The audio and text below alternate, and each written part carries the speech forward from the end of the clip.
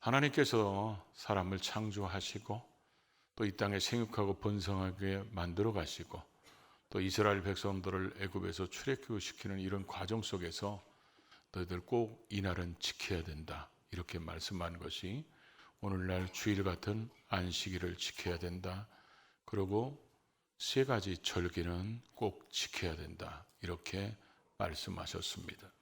그래서 먼저 이들에게는 유월절을 지키라고 그랬어요. 이스라엘 백성들 중에서 성인 남자는 1년에 3번을 하나님 앞에 절기를 지키는데 그 첫 번째가 유월절.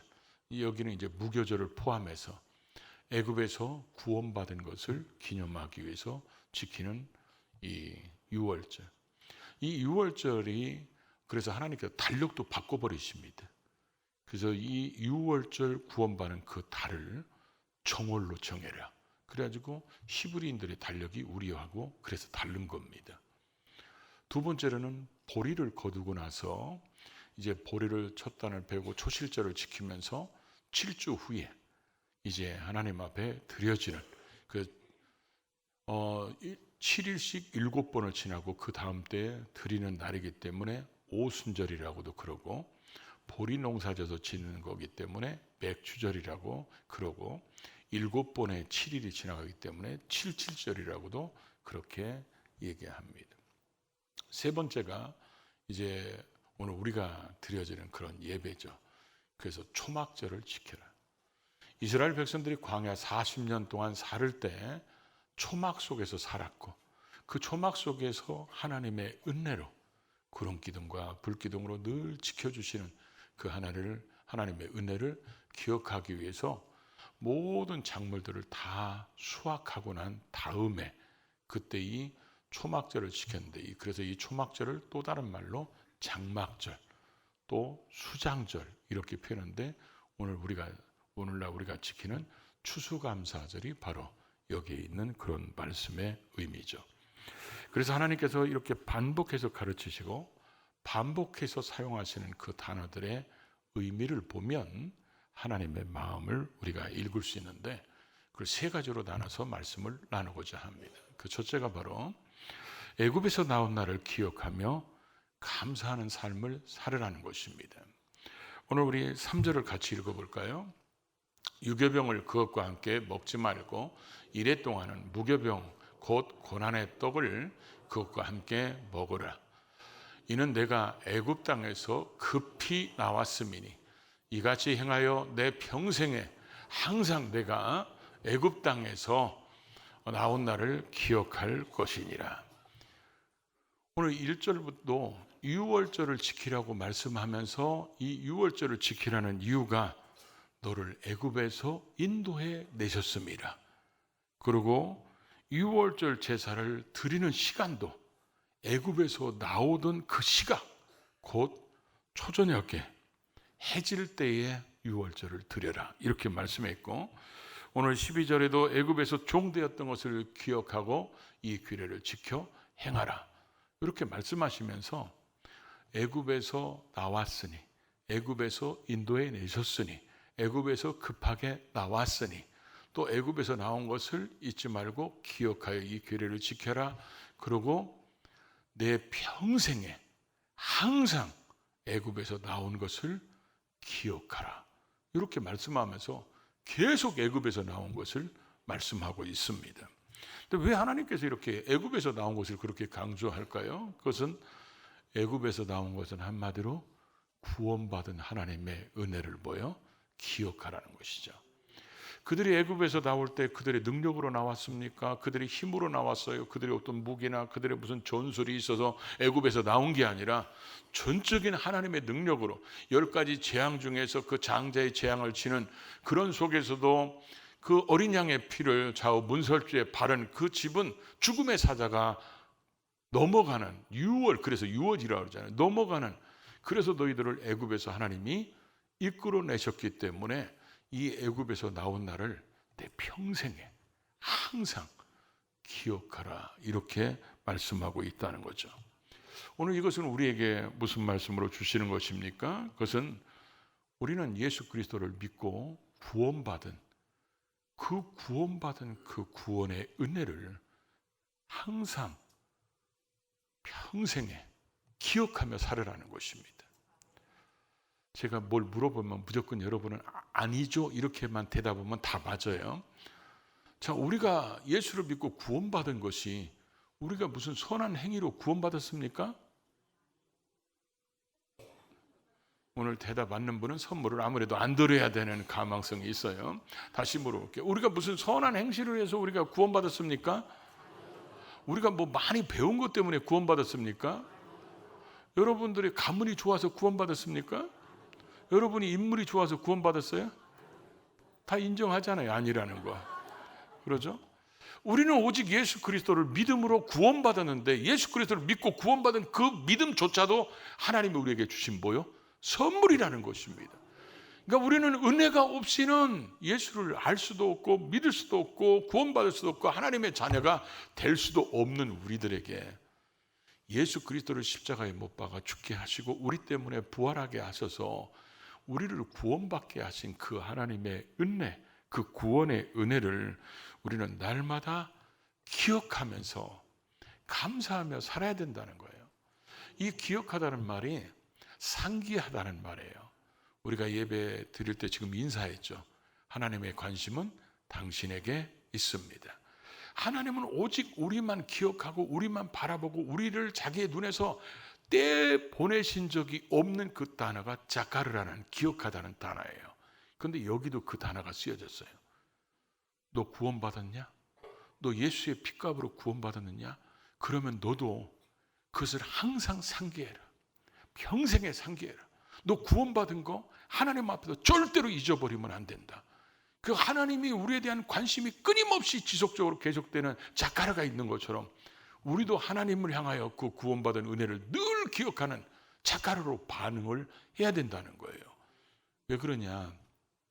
우리가 기억하는 것에 대조되는 말이 뭐죠? 잃어버리는 겁니다. 구원의 은혜, 구원의 감격, 감동을 잊어버리면 우리는 하나님 중심으로 살던 우리가 자기 중심으로 바뀌어져 버립니다. 하나님의 뜻을 이루려고 살던 우리가 내가 원하는 야망을 이루려고 살아갑니다. 예수 그리스도의 그 피값을 통해서라도 우리를 구원해 주신 그 하나님의 위대한 구원의 목적을 잃어버리게 됩니다. 그리고 우리의 생각대로 안 되면 원망하고 쉽게 불평합니다. 그리고 구원의 감격을 잊어버리는 거기서부터 우리는 불순종이 시작되고 하나님 앞에 변질된 신앙이 돼가기 시작합니다. 구원의 감격을 기억하고 있다는 것은 구원의 감격을 늘 우리의 삶 속에 간직하고 있다는 것은 우리의 신앙이 지금 살아있다는 것이고 우리의 신앙이 건강하다는 것을 의미하는 거예요. 그런데 이 구원의 감격을 잃어버리는 그 순간부터 우리는 하나님과 멀어지게 되고 하나님보다는 나를 중심으로 살게 된다는 거죠. 그러나 구원의 감격이 우리 속에 늘 생생하게 살아있으면 우리는 언제나 하나님 중심으로 살고 하나님과 늘 동행하며 살고자 하고 하나님이 나를 구원해 주신 그 목적, 그 하나님의 비전이 나의 비전이 돼서 언제나 하나님의 뜻을 이루려고 하는 삶을 살아가게 된다는 것이죠. 그래서 어떤 상황이 있을지라도 하나님 앞에 늘 감사하고 때로는 어려운 일이 있을지라도 하나님이 나를 구원하시기까지 하신 그분이 내게 어려움을 주셨다면 다 알고 다 보고 다 듣고 계신 그분이 그렇게 하셨다면 뭔가 하나님의 뜻이 있을 것이라고 하나님 바라보면서 인내하며 기다리며 그리고 하나님의 말씀이라면 아멘하고 우리의 인생의 주인이 하나님이신 것을 인정하며 사는 삶이 바로 구원받은 그 은혜를 기억할 때 우리에게 주어지는 것입니다. 하나님은 우리에게 그런 신앙 되기를 원하시기 때문에 너 구원받은 거 잊지 마라. 그런 걸 잊지 말고 늘 하나님 앞에 감사하는 살기를 원하셔서 우리에게 이런 절기를 주시는 거예요.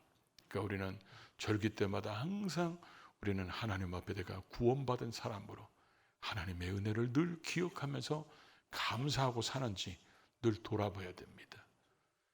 그런 구원의 감격 그 은혜가 잊어버렸으면 우리는 분명히 하나님과 사이에 뭔가 문제가 생겼거나 하나님과 멀어진 삶을 살거나 하나님 뜻보다는 내가 원하는 것이 우선시되는 삶을 살아가기 때문에 더 그럴 수 있습니다.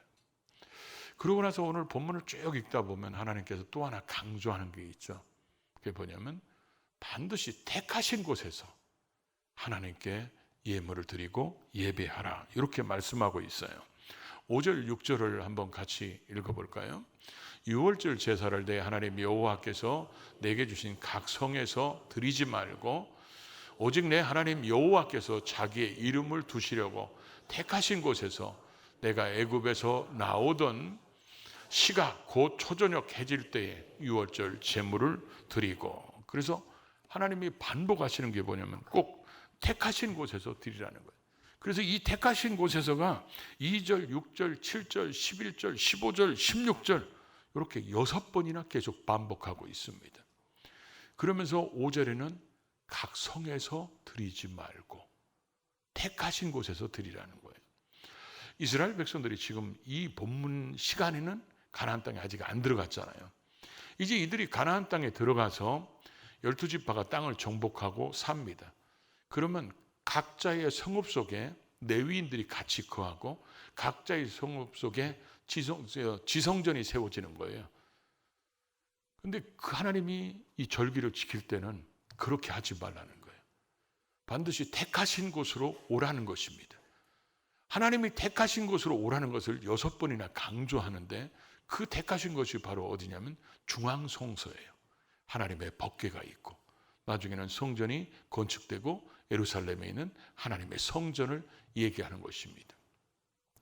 하나님께서 이렇게 절기를 지키면서 마지막 날에는 여호와 앞에서 성회로 모이면서 해라, 이렇게 택하신 곳에서 성회로 모이라, 이렇게 말씀했는데, 여러분 우리가 예를 들어서 그러잖아요. 우리는 지금 우리에게 택하신 곳은 어디일까요? 바로 우리는 교회입니다. 교회는 하나님께서 특별하게 선택된 사람들의 모임의 공동체, 예수 그리스도를 믿음으로 죄악 가운데서 구원받은 사람들의 공동체가 교회잖아요. 그 공동체가 모여서 예배드리는 곳이 예배당이고, 우리 안에는 다 성령님을 모시기 때문에 우리가 성전된 육체예요.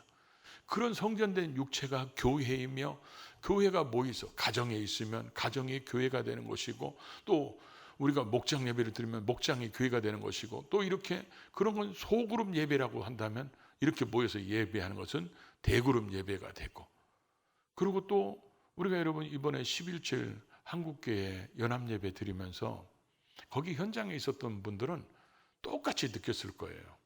한국교회가 하나됨을 느꼈고, 여기 있는 모든 백성들이 뭐요? 같은 한 하나님을 아버지라고 부르고 예수를 나의 구원자로 부르고 성령님을 모시고 사는 사람들이 거기에 오직 성경적 가치관을 우리는 지키고 살고 그것을 자손들에게 가르치기 위한 그런 그 순수한 목적으로 모였던 사람들은 거기 있으면서 굉장히 찬양 부르며 기도하고 거기에 있다는 자체가 감격과 감동이 굉장히 넘쳤을 겁니다. 이스라엘 백성들 여러분 생각해 보십시오. 그 상황을 지금 이 상황으로 들어오면 이스라엘 백성들이 이제 20세 이상의 성인 남자들이 택하신 곳에 와서 하나님께 예배를 드리면서 모였다고 생각해 봐요. 이스라엘 백성들이 출애굽할 때도 60만 명이 넘었잖아요. 전쟁할 수 있는 사람이. 그럼 이들이 택하신 곳에 모이면 지금 60만 명이 넘게 모이는 거예요. 그럼 그 사람들이 거기서 여호와 앞에서 성회로 모여가지고 다 남자들이 각 성에서 모이는 게 아니라 이런 중앙성소에서 모일 때 어떤 마음이 들었을까요? 우리는 하나라는 생각이 들었을 거예요.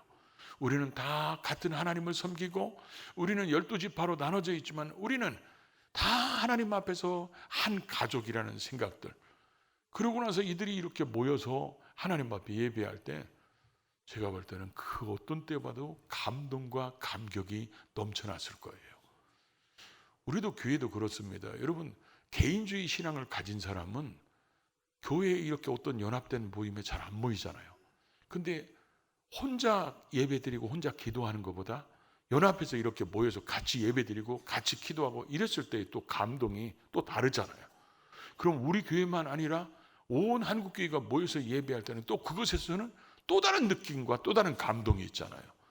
그러니까 이스라엘 백성들이 각자의 성읍에서 살다가 그날 3대 절기가 되면 여호와의 택하신 곳에 와서 20세 이상의 남자가 수십만 명이 모여서 같이 예배드릴 때 그들에게는 하나님이 주시는 그 놀라운 감동이 또 다른 맛으로 다가왔을 거예요.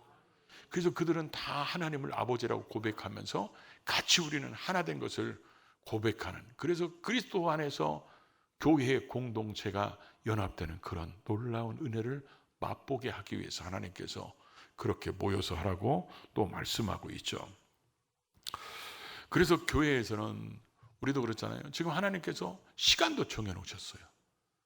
6월절 나온 그때, 해질 무렵에 그때 하라는 거예요. 그리고 이들에게는 일주일씩 날짜도 정해놨습니다. 그러고 나서 절기도 다 정해놨습니다. 그래서 시간도 장소도 절기도 다 정해놓고 마지막 날은 성회로 모이고, 이런 것들 때문에 교회가 공예배가 생기는 거예요. 교회에 공예배가 생기고 교회의 절기를 지키고, 그러면서 우리가 성회로 모이고, 그래서 교회에서 이런 추수감사절이 이럴 때 총동원 주일로, 총출석 주일로 만드는 이유가 뭐예요? 바로 이런 의미 때문에 그런 것입니다. 그래서 같이 모여서 하나님께 영광된 예배를 드리면서 우리는 그리스도 안에서 하나임을 또 인식하고, 그러다 보면 우리는 자꾸 믿는 사람들을 볼 때 우리 가족이니까, 같이 구원받았으니까, 같이 하나님의 백성이니까 이런 것들이 달라지기 시작한다는 거죠. 그러면서 하나님께서 세 번째로 말씀하신 것이, 주신 것들 중에서 하나님께 구별하여 드리고, 그 하나님이 주신 것들을 누릴 뿐만 아니라 나누면서 살으라는 것입니다. 그래서 하나님께 얻게 된 것, 누리게 된 것을 구별해서 하나님께 드리라는 거예요. 그래서 헌금을 안 한다고 해서 구원 못 받느냐? 그렇지는 않습니다. 헌금을 드리다가 안 드린다고 구원에서 떨어지냐? 그렇지도 않습니다. 그런데 하나님께서는 이 절기를 지킬 때는 빈손으로 뵙지 말라는 거예요. 얼마나 하나님께서 우리에게 주신 것이 하나님의 입장에서 확실하면, 내가 너에게 준 복대로, 복에 따라서 내 힘대로 자원해서 하나님 앞에 예물을 드려라, 이렇게 말씀하고 있다는 거죠. 근데 여러분, 우리가 신앙생활할 때 자원해서 이 예물 드리는 게 쉬울까요? 어려울까요? 갑자기 대답이 사라졌어요. 여러분은 헌금 시간이 기쁩니까? 아니면 내 것을 빼앗기는 기분이 드십니까? 우리는 다 천사만 모였나 봐요.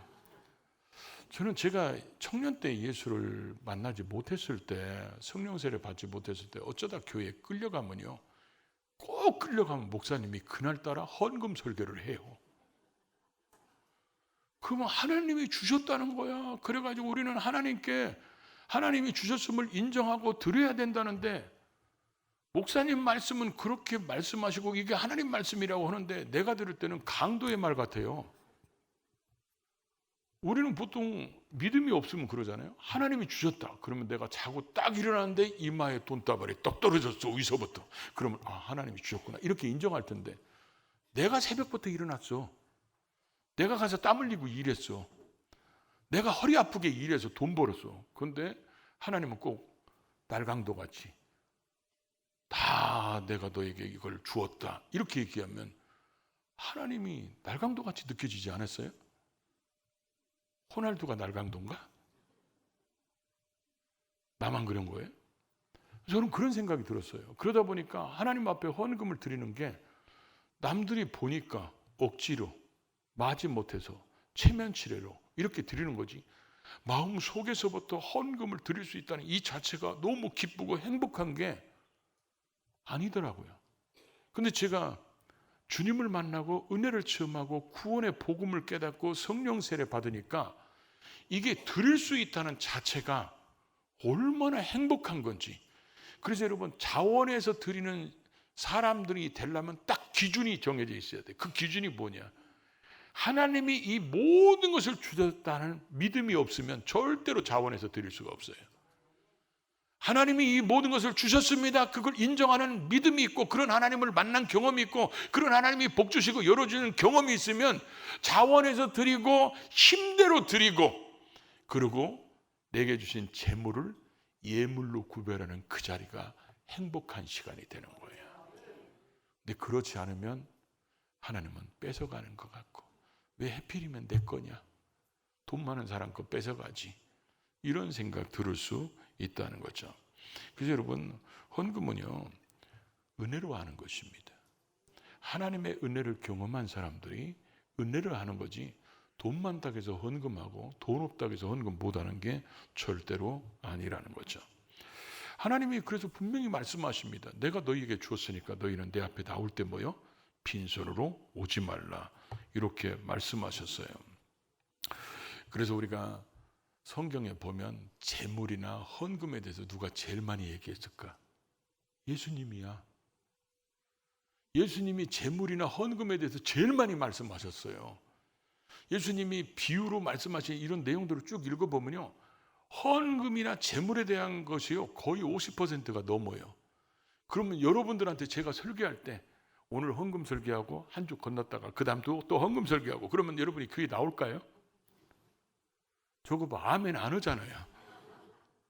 예수님이 그렇게 말씀하셨어요. 그러니까 예수님께서 그렇게 말씀하셨을 때는 그만큼 예수님이 주셨기 때문에 그렇게 우리에게 말씀하시는 것이지, 이 모든 것이 하나님이 주셨습니다, 이 모든 것이 주님의 은혜입니다, 주님이 주셨습니다, 이럴 때 우리가 자원해서 드릴 수 있고 기쁨으로 드릴 수 있고 감사함으로 드릴 수 있다는 거죠. 그러고 나서 이 재물 얘기가 나오면 꼭 이 수학, 소출 나오면 꼭 무슨 수학 공식처럼 따라붙는 말씀이 있어요. 그게 뭐냐면, 땅에서 나오는 거 추수할 때 모퉁이 것은 남겨두고. 그 오늘 제가 2부 예배 드리고 오는데 아들이 지금 요즘 탈보 신학대학교 대학원 다니잖아요. 레포트가 항상 뭐냐면 어떤 문제를 질문하는 거라는데 오늘 이 질문을 하는 거예요. 그래서 뭐라고 질문해야 되는지 뻔한 대답보다는 뭐 이런 고민을 하는 거예요. 그래서 제가 아들한테 그 얘기를 하길래 오늘 본문 있는 의미와 똑같은 얘기를 하는 거예요. 거기도 이제 곧 추수감사절이 다가오니까, 그래서 야, 아빠가 볼 때는 이걸 네가 질문하고 사람들한테 대답을 구해봐라. 뭐냐면, 곡식을 벨 때는 모퉁이를 남겨둬라. 그랬을 때 모퉁이의 크기가 얼마일까? 어떤 사람은 모퉁이가 굉장히 적은 사람이 있을 것이고 어떤 사람은 모퉁이 남겨놓은 게 굉장히 큰 사람이 있을 겁니다. 가난한 사람을 진정으로 생각하는 사람은 모퉁이가 커지게 될 것이고, 가난한 사람에 대해 관심이 없는 사람은 마지못해서 조금 남겨놓을 거예요. 그 이삭을 자르다가 땅바닥에 떨어지면 또 뭐라고 그랬죠? 주지 말라는 거예요. 가난한 사람들, 고아나 과부나 나그네 거류자들, 이런 사람들이 살아갈 수 있도록 그걸 주지 말고 모퉁이를 베지 마라. 열매를 딸 때도 다 따지 말고 끝에는 뭐요? 남겨놓으라고 그랬어요. 그래서 여러분, 하나님께서는 우리가 하나님의 복을 누릴 뿐만 아니라 누린 복을 가지고 어렵고 힘든 사람들을 뭐요? 꼭 생각해서 그들을 초청해서 같이 예배드리고 같이 식사하고 같이 즐거워하라는 거예요. 그래서 우리가 맥주감사주일이나 추수감사주일 때 드리는 헌금은 반드시 구제비로 써야 되는 거예요. 거기서 구제비로 나가서 하나님께서 우리에게 이렇게 말씀하시는 그 의도를 살려서 우리가 하나님 앞에 구별해서 드리지만 또 내가 누린 것들을 다른 사람들에게 베풀고 나누는 그런 삶을 사는 것을 하나님이 기뻐하신다는 거죠.